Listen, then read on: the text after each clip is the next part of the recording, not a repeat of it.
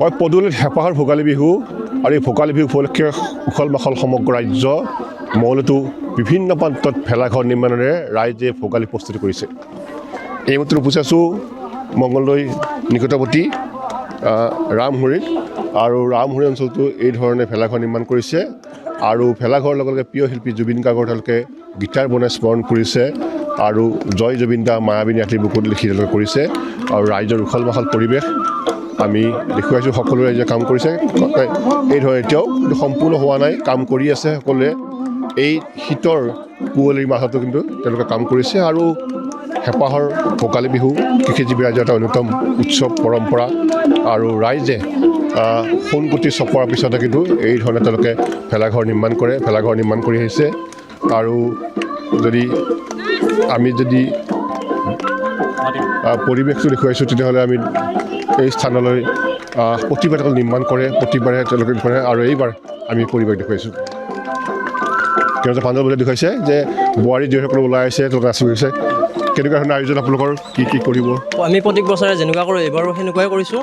আৰু আজি আমাৰ যিটো সমনীয়া যিখিনি আমাৰ দাদা ভণ্টিহঁতক আমাৰ সৰু চামে বা মোৰ দাদাহঁতে যিখিনি কাম কৰিছে আমি কাম কৰিছোঁ সবেই নথৈ আনন্দিত।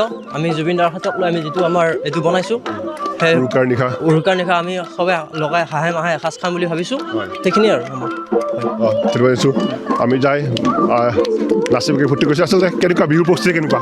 বিহুৰ প্ৰস্তুতি চলি আছে আমাৰ ভালে ভালে। পিঠা পনা বনোৱা নাই বাৰু, বনাম আহি আছে। আৰু কি কৰিব মানে আপোনাৰ চলাইছোঁ কেনেকুৱা বিহুৰ প্ৰস্তুতি? পিঠা পনা বনাইছে বা?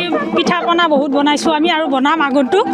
আৰু বিহুৰ প্ৰস্তুতি বহুত ভাল আৰু আগন্তুক ভোগালী বিহুৰ শুভেচ্ছা জনালোঁ সকলো ৰাইজকে। নমস্কাৰ। সম্পাদকগৰাকী আছিলে খাকছে এক সুন্দৰ পৰম্পৰা তেওঁলোকে প্ৰত্যেক বছৰে এই ধৰণে বিহু আচলতে পৰম্পৰা আৰু ঐতিহ্যক ধৰি ৰখাৰ প্ৰচেষ্টা। যে বিহু যিহেতু অসমীয়া জাতিৰ স্বাভিমান, যে বিহু আমি পালন কৰিব লাগিব, আমি শিপা চিনি পাব লাগিব, আমাৰ ভৱিষ্যত প্ৰজন্মই শিপা চিনি পাব লাগিব। লগতে আমাৰ অসমীয়া জাতিৰ যি কৰ্ম সংস্কৃতি, সেই কৰ্ম সংস্কৃতিও লাগিব। কাম নহ'লে কোনো জাতি বাচি নাথাকে, কাম অবিহনে কোনো জাতি বা ব্যক্তি বাচি থকা সম্ভৱ নহয়। গতিকে কৰ্ম সংস্কৃতি পাহৰি গ'লেও নহ'ব, কাম কৰিব লাগিব। লগতে আমাৰ যি নিজৰ সাজ পোছাক স্বভাষা বুলি কওঁ বা আমাৰ স্বভাষা, নিজৰ ভাষাৰ কথা বা নিজৰ যি আমাৰ খাদ্য আছে, যে জা জলপান আমি চিনি পাব লাগিব। আমি কি ধৰণে আমাৰ ঐতিহ্য বা পৰম্পৰাই কি কথা কৈছে, আমি জাতিটো জীয়াই থাকিব লাগিলে আমাৰ সংস্কৃতিটো জীয়াই থাকিব লাগিব। তাৰ কাৰণে সদায় আমাৰ প্ৰচেষ্টা অব্যাহত থাকিব লাগিব। এই পৰম্পৰা আৰু ঐতিহ্যক ধৰি ৰখাৰ প্ৰচেষ্টা কৰা হৈছে। লগতে আমাৰ যিহেতু প্ৰাণৰ শিল্পী জুবিন গাৰ্গ আমাৰ মাজৰ পৰা হেৰাই গৈছে, যে জুবিন গাৰ্গকো আমি পাহৰি যোৱা নাই। জুবিন গাৰ্গক শ্ৰদ্ধা জনাই এইবেলি ভোগালী বিহুত মাছে মঙহে হাঁহৰ মাংসই আমি খোৱাৰ ব্যৱস্থা এটা কৰিছোঁ। প্ৰিয় শিল্পী জুবিন দাক তেওঁলোকে স্মৰণ কৰিছে আৰু এতিয়া ভিতৰৰ পৰিৱেশ দেখুৱাইছোঁ, তেওঁৰ পাঞ্জাৱত দেখুৱাইছে পৰিৱেশ যে ইয়াত এই ধৰণে তেওঁলোকে লগে ভাগে এসাঁজ খাব। এতিয়াও কিন্তু সম্পূৰ্ণ হোৱা নাই, সম্পূৰ্ণ হ'বলৈ বাকী আছে আৰু যুৱচামে এতিয়াও কিন্তু কাম কৰি আছে। এয়া হৈছে মঙলদৈ নিকটৱৰ্তী বলোপাৰা গাঁও, ৰামহুৰি গাঁও পঞ্চায়তৰ বলোপাৰা গাঁৱৰ কৰ্মীসকল আছে।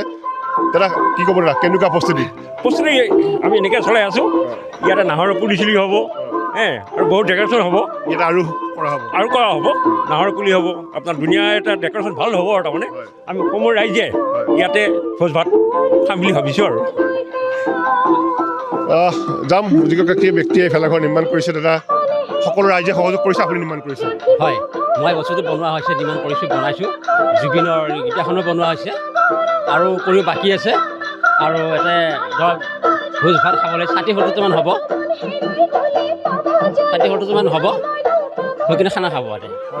এই ধৰণে সকলোৱে লগে ভাগে খাবলৈ আয়োজন কৰিছে। দৰঙৰ প্ৰান্তে প্ৰান্তে, মঙলদৈ প্ৰান্তে প্ৰান্তে ভেলাঘৰৰ প্ৰস্তুতি আৰু কৃষিজীৱী ৰাইজৰ কৈছোঁ সোণগুটি চপোৱাৰ পিছত তেওঁলোকৰ এক বিৰাট প্ৰস্তুতি। আৰু এই বলোপাৰা গাঁৱত প্ৰতি বছৰে ভেলাঘৰ নিৰ্মাণ কৰে আৰু এইবাৰো তেওঁলোকে ব্যতিক্ৰমভাৱে জুবিনৰ গীটাৰ নিৰ্মাণ কৰি শিল্পীগৰাকীক স্মৰণ কৰাৰ লগতে উৰুকাৰ নিশা লগে ভাগে সাজ খোৱাৰ কাৰণে প্ৰস্তুতি কৰা পৰিলক্ষিত হৈছে।